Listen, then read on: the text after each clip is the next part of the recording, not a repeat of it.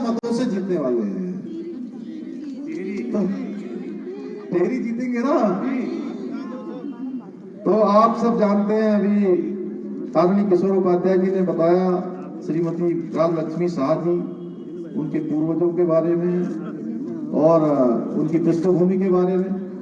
तो मोदी जी को प्रधानमंत्री बनाने के लिए उनको यहां से आपने 19 तारीख को कमल के फूल वाले बटन पर वोट देकर भारी मतों से विजय बनाना है।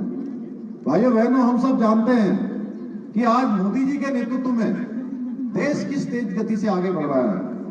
पूरे विश्व के अंदर भारत का डंका बज रहा है। ऐसे ऐसे देश जो हमारे देश के पहले प्रधानमंत्री होते थे, उनको मिलने का समय भी नहीं देते थे।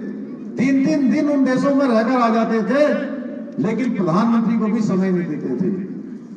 एक कालखंड वो था, और एक कालखंड आज क्या हो गया? एक कालखंड हो गया कि दुनिया के अंदर अगर कोई घटना होती है तो पूरी दुनिया भारत के रूप का इंतजार करते हैं कि भारत की सरकार क्या करने वाली है। भाइयों बहनों, ये नया भारत बनाने का काम हमारे प्रधानमंत्री मोदी जी के नेतृत्व में हुआ है।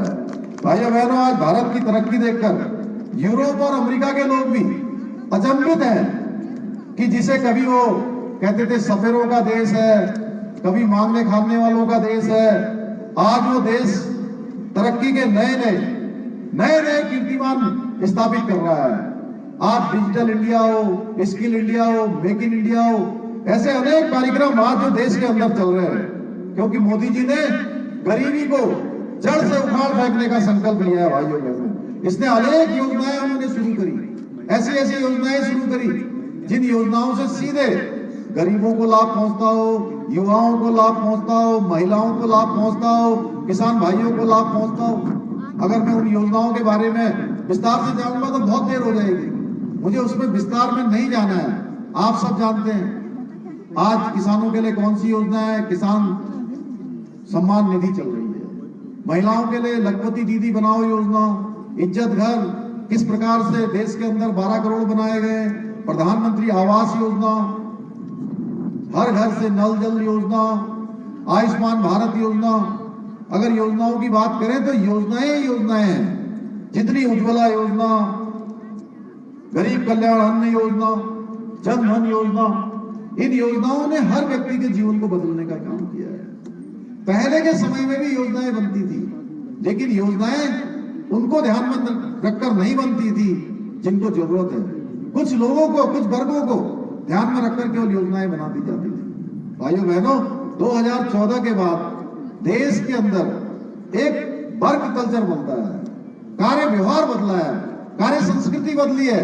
देश के अंदर हर व्यक्ति देश के उत्थान में लग गया है, क्योंकि जो देश के प्रधानमंत्री हैं मोदी जी, उन्होंने अपने 10 साल के कालखंड में, 10 साल से जब वो प्रधानमंत्री हैं, आपने देखा होगा एक एक पल और एक एक क्षण उनका हर दिन भारत माता को समर्पित है, भारत के 140 करोड़ भारतवासियों को समर्पित है। भाइयों बहनों, इसीलिए वो कहते हैं कि 140 करोड़ लोग मेरा परिवार है, और इसका परिणाम है पिछले 10 वर्षों में 25 करोड़ लोग गरीबी रेखा से बाहर आए हैं। भाइयों बहनों, और भी कई सारी कल्याणकारी योजनाएं मोदी जी ने चलाई है। धारा 370 समाप्त किया है।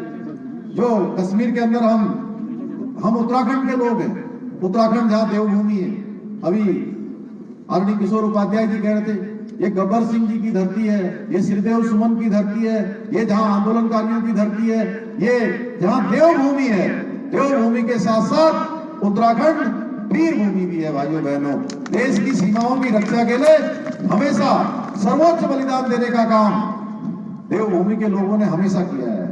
भारत की सेना में सर्वाधिक प्रतिशत हमारे उत्तराखंड का है, देवभूमि उत्तराखंड का है, इस वीर भूमि का योगदान है। उस कश्मीर के अंदर जब तक धारा 370 थी, आए दिन कोई दिन ऐसा नहीं होता था जिस दिन कोई न कोई शहादत न होती हो, कोई न कोई भारत माता की रक्षा के लिए अपना बलिदान न देता हो। भाइयों बहनों, उस कश्मीर में 2 प्रकार के विषय चलते थे। देश में प्रधानमंत्री अलग, वहां के प्रधानमंत्री अलग। देश में हम तिरंगा लहराते थे, वहां का तिरंगा अलग होता था। भाइयों बहनों, एक प्रधान एक निशान और वहां का जो संविधान है वो संविधान भी अलग चलता था। उस कश्मीर से देश की आजादी के बाद से 40,000 से भी ज्यादा लोगों ने अपनी शहादत दे दी उस कश्मीर को बचाने के लिए।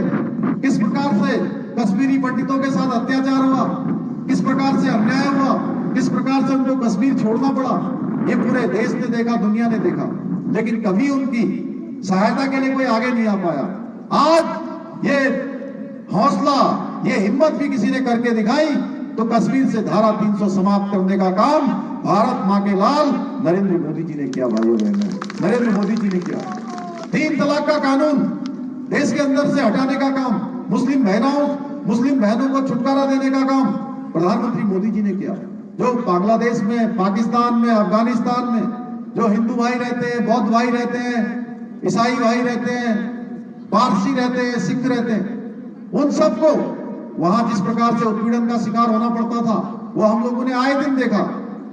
और उसके बाद उन्होंने भारत में शरणार्थी बनकर शरण ली।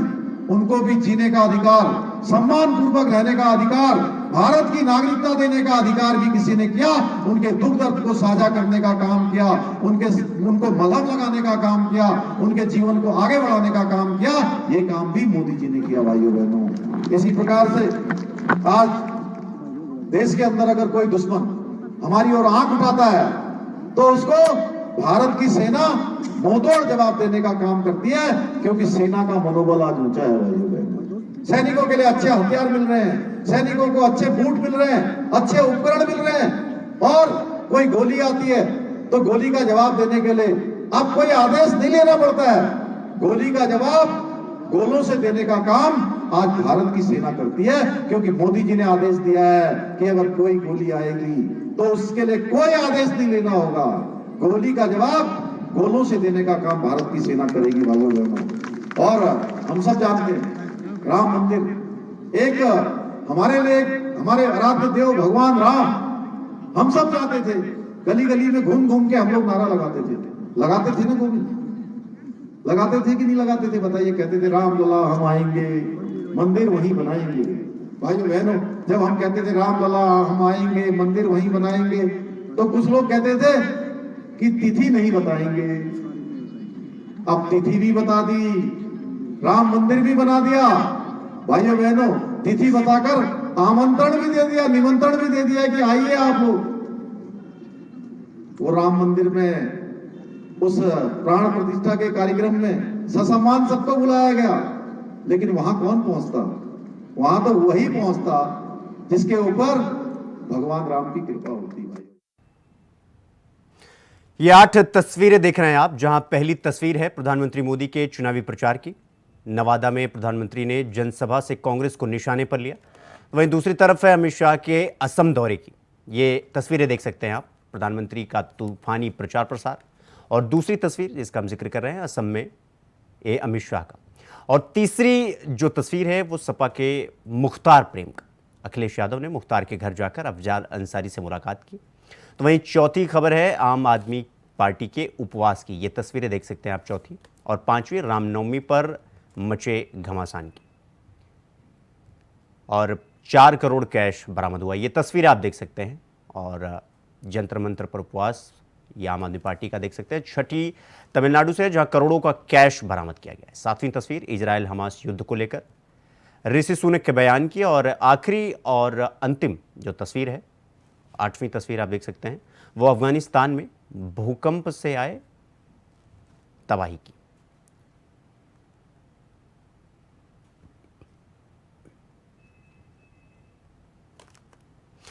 खबरों में आगे बढ़ेंगे एक और बड़ी खबर के साथ। आपको बता दें कि गाजीपुर से ये बड़ी खबर हम आपको बता रहे हैं, जहां पर मुख्तार अंसारी के घर अखिलेश यादव पहुंचे हुए हैं। मुख्तार के परिवार से उन्होंने मुलाकात की और मुलाकात के बाद अखिलेश यादव ने ताबड़तोड़ बयान दिया। उन्होंने कहा जेलों और अस्पतालों में लोगों की जान गई है, परिवार को न्याय मिले, सच्चाई सामने आनी चाहिए। उन्होंने कहा कि विकास किया नहीं, काम किया नहीं, नौजवानों को नौकरी मिल नहीं रही है, भर्ती परीक्षा के पेपर लीक हुए जा रहे हैं।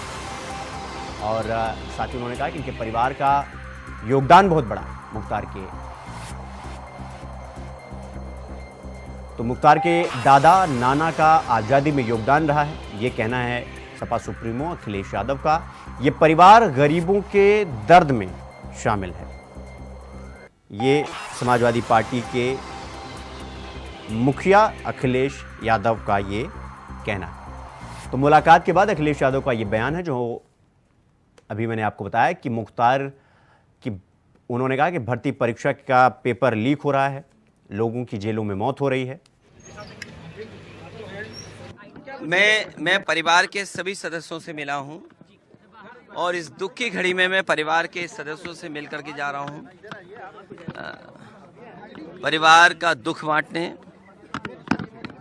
और जो घटना हुई है वो शॉकिंग थी सबके लिए, पूरे परिवार के लिए और आम जनता के लिए। और तब बहुत ज़्यादा शॉकिंग है कि मुख्तार अंसारी ने खुद कहा कि उसको जहर दिया जा रहा है और वही बात सामने आई। हमें उम्मीद है कि सरकार सच्चाई सामने लाएगी और परिवार को न्याय मिलेगा। जब से भारतीय जनता पार्टी की सरकार आई है तब से इंस्टीट्यूशंस में भरोसा कम हुआ है। आपने उत्तर प्रदेश में देखा है, लोग अपने न्याय के लिए आत्मदाह तक कर रहे हैं, तहसीलों में जान गई है। मुख्यमंत्री आवास तक लोग गए हैं और जाकर के आत्मदाह किया है। मुख्यमंत्री आवास हो, मुख्यमंत्री की ऑफिस हो, जेलों में जान गई, थानों में, अस्पतालों में। और कस्टोडियल डेथ में उत्तर प्रदेश लगातार आगे बढ़ता चला जा रहा है।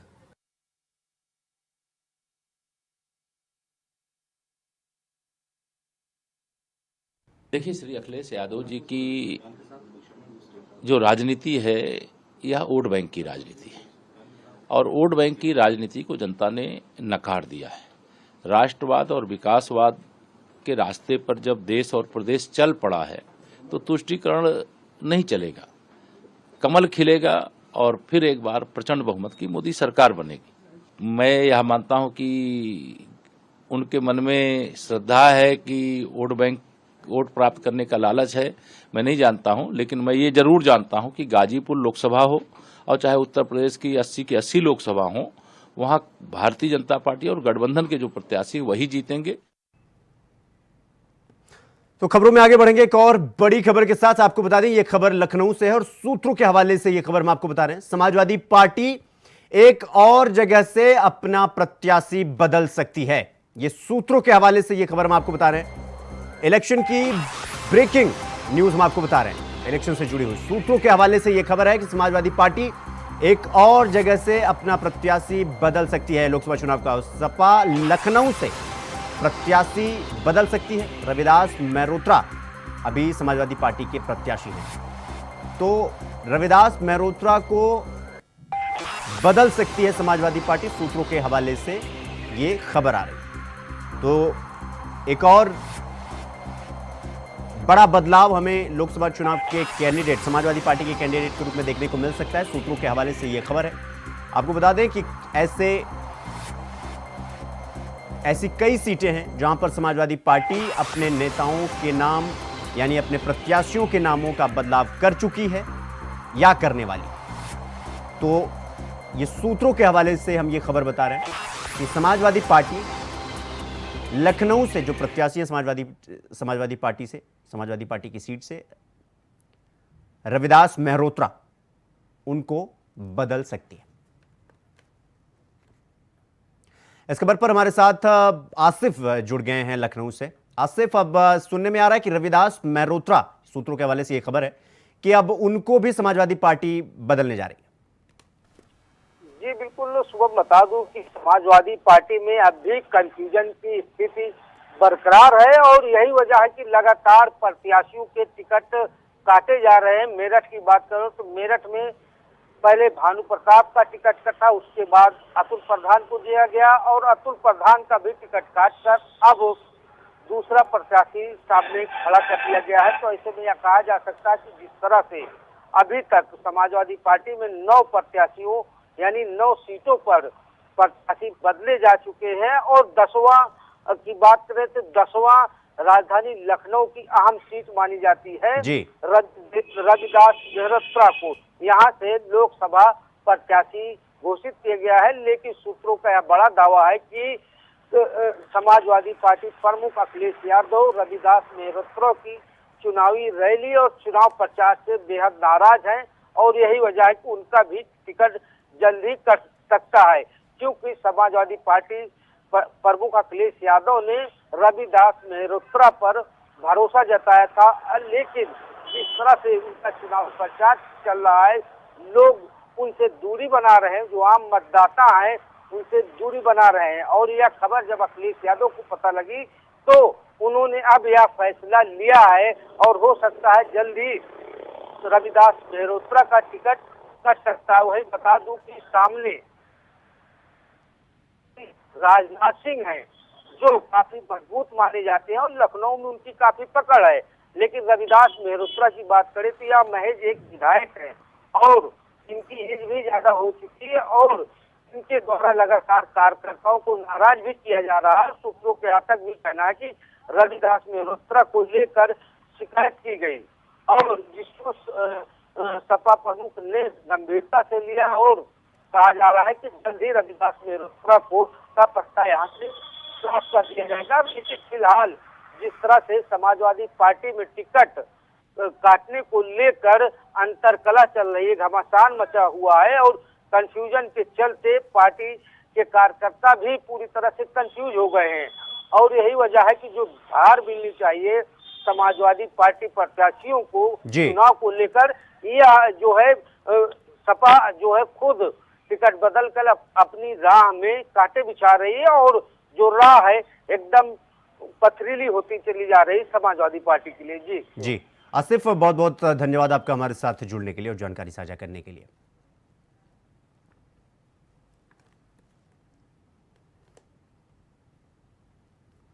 तो समाजवादी पार्टी लखनऊ से अपना प्रत्याशी एक बार फिर बदल सकती है, ऐसा सूत्रों के हवाले से यह खबर आ रही है। रविदास मेहरोत्रा अभी समाजवादी पार्टी के प्रत्याशी जो लखनऊ से उन्हें चुना गया था और अब उनका भी पत्ता कट सकता है, ऐसी खबर है। तो लगातार जिस तरीके से समाजवादी पार्टी के अलग अलग सीट पर प्रत्याशियों के नामों का पहले ऐलान होता है और इसके बाद फिर चुनावी गुड़ागणित को समझते हुए फिर उनके नाम हटा करके किसी और पार्टी नेता के नाम सामने लाए जाते हैं। फिर और 2 सीटें तो ऐसी रही हैं जहां पर 2 बार प्रत्याशियों के नाम बदले जा चुके हैं। तो जिस तरीके से समाजवादी पार्टी के खेमे में इस वक्त खलबली कह लीजिए या राजनीतिक नासमझी कह लीजिए, जिस तरीके से वो सामने आ रही है, खास करके ये तब और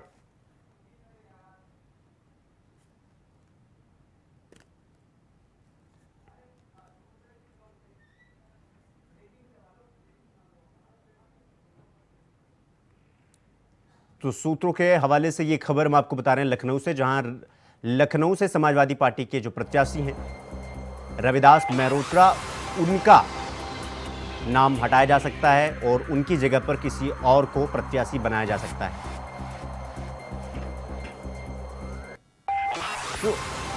तो एक और बड़ी खबर आप देख सकते हैं, अमेठी से चुनाव लड़ सकते हैं रॉबर्ट वाड्रा। कांग्रेस आलाकमान रॉबर्ट वाड्रा के नाम पर विचार कर रहा है और कांग्रेस नेतृत्व रॉबर्ट वाड्रा के नाम पर मुहर लगा सकता है।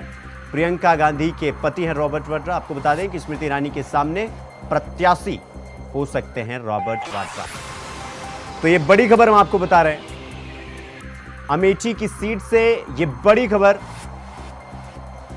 स्मृति ईरानी, केंद्रीय मंत्री स्मृति ईरानी के सामने प्रियंका गांधी के पति रॉबर्ट वाड्रा उनके सामने चुनाव लड़ सकते हैं और कांग्रेस का जो नेतृत्व है वो रॉबर्ट वाड्रा के नाम पर मुहर लगा सकता है। हालांकि पिछले कई दिनों से इस बात का अंदेशा लगाया जा रहा है कि रॉबर्ट वाड्रा ही अमेठी के चुनाव में स्मृति ईरानी के सामने उतरेंगे और जैसा कि खुद रॉबर्ट वाड्रा भी इस बात को कह चुके हैं कि उन्हें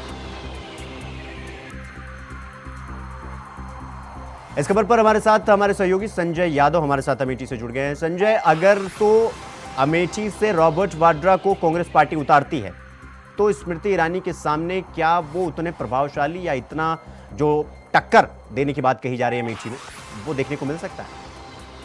शिवम जी, आपको बता दें कि अमेठी जो है वो कांग्रेस का गढ़ माना जाता है जी। अमेठी जो है वो कांग्रेस का गढ़ माना जाता है। यहाँ से चाहे वो संजय गांधी की बात करें, चाहे राजीव गांधी की बात करें, चाहे सोनिया गांधी की बात करें, ये सब लोग जो यहाँ से चुनाव जीत कर गए हैं। यहाँ तक कि राहुल गांधी यहाँ से 3 बार सांसद रह चुके हैं। लेकिन 2014 के चुनाव में जब भारतीय जनता पार्टी मोदी लहर में चल रही थी तो उस समय भारतीय जनता पार्टी ने स्मृति ईरानी को अमेठी से प्रत्याशी बनाया था। लेकिन उस बार ये जो अमेठी का जो कांग्रेस का गढ़ था उसको भेदने में स्मृति ईरानी नाकामयाब रही। लेकिन वहीं से भारतीय जनता पार्टी को ये देखने को जरूर मिला कि ये जो कांग्रेस का दुर्ग है इसे भेदा जा सकता है। इसलिए स्मृति ईरानी ने 5 साल लगातार अमेठी में मेहनत किया और जिसका नतीजा ये रहा कि 2019 के चुनाव में लगभग 50,000 वोटों से राहुल गांधी को यहाँ से हार का सामना करना पड़ा। दूसरी तरफ आपको बता दें कि जो लगातार सक्रियता है स्मृति ईरानी की, वो यहाँ से केंद्रीय मंत्री भी रही हैं और सांसद भी मौके पर हैं, तो उनकी जो लगातार सक्रियता है वो अमेठी में बनी है। तो इसके लिहाजे अगर देखा जाए तो अगर कांग्रेस पार्टी अगर रॉबर्ट वाड्रा को अमेठी से प्रत्याशी बनाती है तो कहीं ना कहीं रॉबर्ट वाड्रा के लिए ये क्षेत्र नया होगा। हालांकि वो आए जरूर है यहाँ, वो क्योंकि अपने पत्नी के साथ अपने बच्चों के साथ अमेठी आए जरूर है, लेकिन उनके लिए चुनाव में पहली बार यहाँ से लड़ना कहीं ना कहीं उनके लिए बहुत बड़ी मेहनत करना पड़ेगा। क्योंकि जब तक वो यहाँ से अपना नामांकन करेंगे, जब यहाँ से अपने पर्चा दाखिल करेंगे, उससे पहले जो स्मृति ईरानी है वो अपने पन्ना प्रमुख के जरिए शायद एक वोटरों से मिल चुकी होंगी। शिवम जी आपका बहुत बहुत धन्यवाद हमारे साथ जुड़ने के लिए और जानकारी साझा करने के लिए। तो बुलेटिन में फिलहाल अभी के लिए बस इतना ही। देश और दुनिया की तमाम खबरों को देखने के लिए देखते रहिए इंडिया वॉइस। नमस्कार।